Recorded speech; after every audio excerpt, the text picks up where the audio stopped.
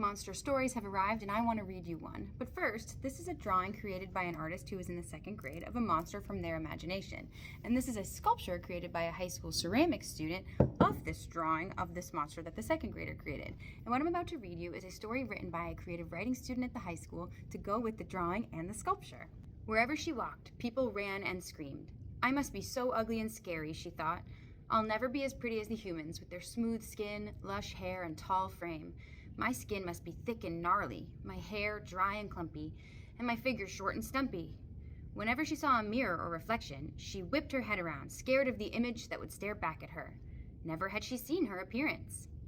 Today, she was going to a cafe, hoping for a peaceful breakfast and coffee. But when she entered the restaurant, customers fled, some with their phones out, sharing pictures of the horrendous creature that came and intruded upon their meal.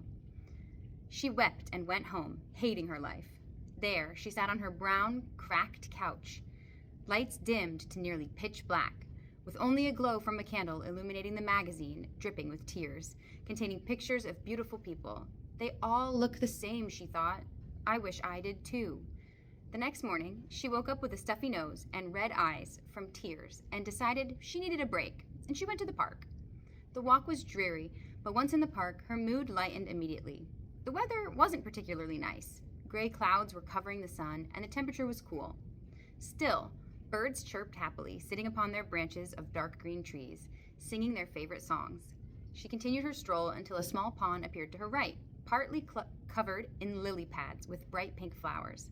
The pond resembled a beautiful art piece. She walked closer and sat on the tiny sandy cove, looking out at the ducks and thinking. Finally, she stood and neared the water, looking straight down at the reflection in the water, the first she had ever seen of herself. 2 sharp, pink horns replaced the ugly hair that she had imagined. Her thick, rough skin was smooth and delicate, and shaded with pinks and greens. Her large eyes shone like the moon, framed by long, beautiful eyelashes.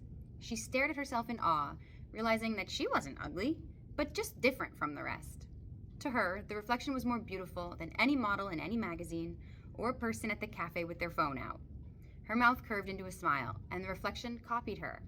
Wow, she thought, I'm gorgeous. If you're new here, these are the results of a collaborative art project that I do in my district where I'm a high school ceramics teacher, and I'm lucky to have the collaborative efforts of a second grade art teacher and the creative writing teacher here at the high school.